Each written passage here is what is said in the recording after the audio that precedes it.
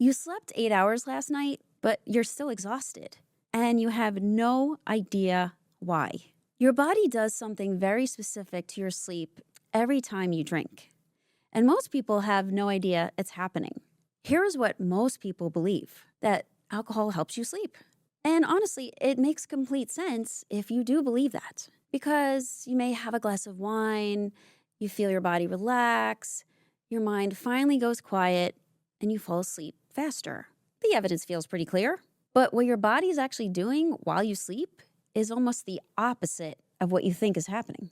I'm Kristin Horstman, a certified gray area drinking coach and lifelong insomniac who used wine to fall asleep for years. Today, I'm walking you through exactly what is happening because once you understand it, everything about your mornings starts to make sense.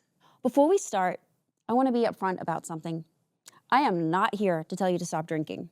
This is just something I wish someone had told me years ago because I spent a long time blaming myself for being a bad sleeper without ever once connecting it to the thing that I was using to help me sleep. Let's get into it. The most damaging thing alcohol does to your sleep happens at 2 in the morning while you are completely asleep and you have absolutely no idea that it's happening. Here's what's going on. When you drink, alcohol triggers something called GABA, which is a calming neurotransmitter in your brain. And that is the relaxation that you feel.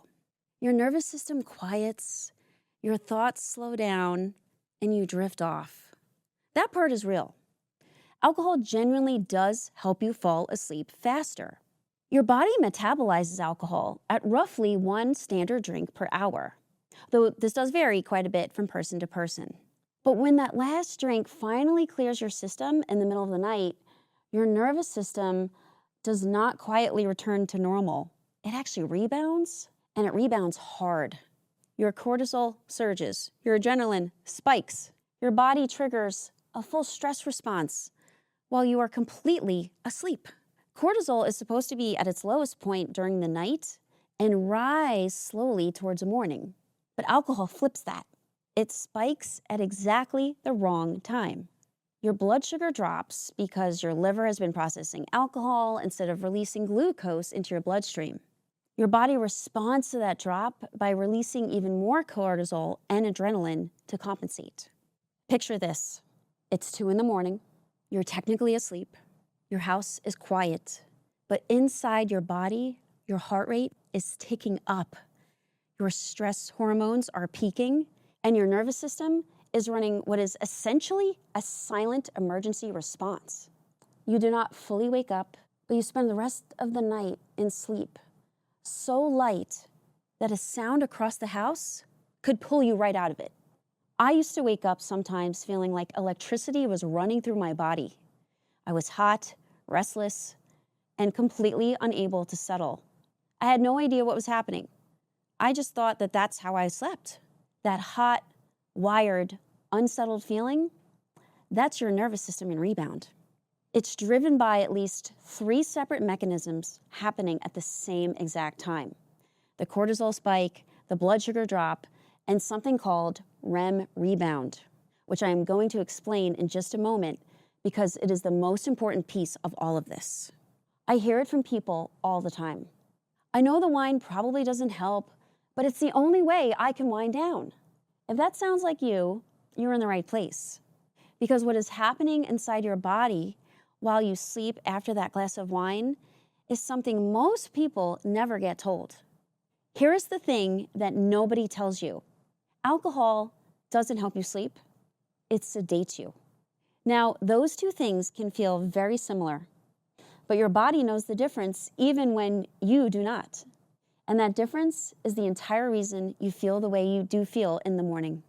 There is a stage of sleep called REM sleep.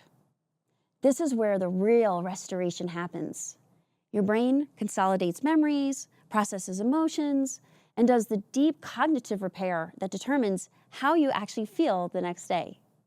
When people describe feeling sharp, emotionally regulated, genuinely rested, that is REM sleep doing its job. But alcohol suppresses REM sleep significantly. A 2024 systematic review and meta-analysis of 27 studies found that even a low dose of alcohol, around 2 standard drinks, reduced REM sleep by more than 11 minutes on average. So the more you drink, the worse it gets. What alcohol does instead is increase something called slow wave sleep in the first half of the night. Slow wave sleep feels heavy. It feels like you really went under. You wake up and think, oh, I slept hard last night. But here is what is actually happening. Slow wave sleep is your body just shutting the lights off. REM sleep is the crew that comes on in while the lights are off and fixes everything that broke during the day. Alcohol sends the crew home early every single time. And this is where the REM rebound connects back to that hot, wired feeling that I mentioned earlier. When your body has been deprived of REM sleep, it tries to compensate later in the night by surging back toward it. That surge is part of what makes the second half of your night so fragmented and restless. Your brain is fighting to get back what it needed, and your body is caught in the middle of that tug of war. If you're someone who holds everything together all day and uses that drink to finally relax, this is the stage of sleep that is costing you. I'm not saying that to make you feel bad. I'm saying it because I lived it and nobody told me either. I have been a lifelong insomniac. I dreaded going to bed. The idea of lying there with a racing mind, staring at the ceiling, was genuinely awful to me. So I used wine to fall asleep, and it worked. I would fall asleep faster and feel like I went under deeply. And then I would wake up exhausted, and I couldn't figure out why. I thought I just had bad sleep. I thought I was wired that way. I blamed stress. I blamed my brain. I blamed everything except the one thing that was actually causing it. Turns out, I was sedating myself, not sleeping. I was switching my brain off for a few hours without ever giving it what it actually needed to restore, night after night. And the exhaustion just kept compounding. There was also something called the tolerance trap. Over time, your body adapts. It needs more wine to get the same falling asleep effect. But the disruption to your sleep does not adapt with it. The damage compounds quietly in the background. It's like a slow leak that is very easy to miss because nothing dramatically changes from one night to the next. If you've noticed that you need a glass or two extra to wind down, where one used to be enough, this is likely part of what is happening. All of this, the cortisol rebound, the missing REM sleep, it does not disappear when your alarm goes off. It shows up in ways most people spend years blaming on something else entirely. If you work hard all day, you're holding everything together, and then pour a drink at night just to finally relax, this part is specifically for you. If you drink regularly and you feel tired despite enough hours of sleep, you're emotionally flat or a little irritable in the mornings, you're feeling foggy or slow to think clearly, like you never quite fully feel rested no matter how early you go to bed, this is the mechanism behind that. Picture Sunday morning. You slept in. You have nowhere to be. And yet you still cannot shake the feeling that you are running behind somehow. That low-grade flatness is not stress. That is what chronic REM deprivation feels like. Your body is doing exactly what it was designed to do when alcohol is present. The chemistry is just working against you. The exhaustion, it goes beyond physical. REM sleep is where emotional processing happens. When you are consistently losing REM sleep, you are also losing the nightly reset that helps you handle stress, regulate your mood, and help you feel like yourself. A lot of what people describe as anxiety, emotional sensitivity, or just feeling overwhelmed has a sleep component that almost never gets talked about. You can do all the right things during the day and still feel like you're running on empty because the restoration that was supposed to happen at night didn't happen. Now, if you're sitting there thinking, okay, I understand what's happening, but I have no idea what to do about it, That is exactly what I help people work through one-on-one. Rebuilding a wind-down routine that works. Recalibrating your nervous system without relying on alcohol. And learning what your body actually needs to restore. For me, sunsets are my new happy hour. If you want to find your personal version of sunsets, click on the link in the description to book a free call with me. I am not the same sleeper I was back when I was drinking. It took time, and my sleep didn't fix itself overnight, but the change was real and significant.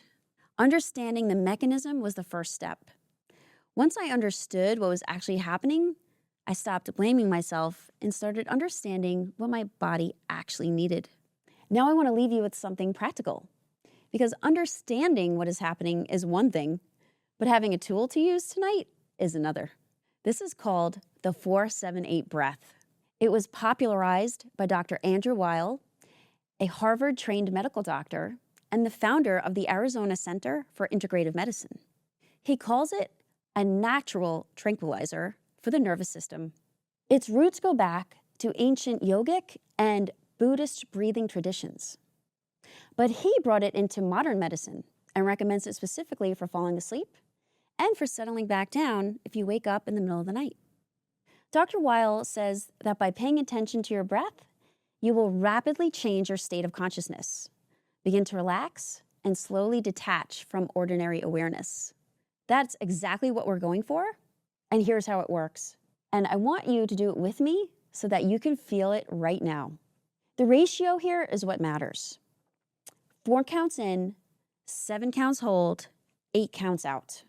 The absolute time you spend on each phase is not important, but that ratio of 4, 7, 8 is what creates the effect.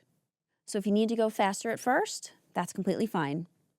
You can start by placing the tip of your tongue against the ridge of tissue just behind your upper front teeth. Keep it there the whole time. If it feels awkward when you exhale through your mouth, you can also try pursing your lips slightly around your tongue. Now exhale completely through your mouth, making a whoosh sound to empty everything out first. So then you can close your mouth and inhale quietly through your nose to a count of 4. Hold your breath for a count of 7.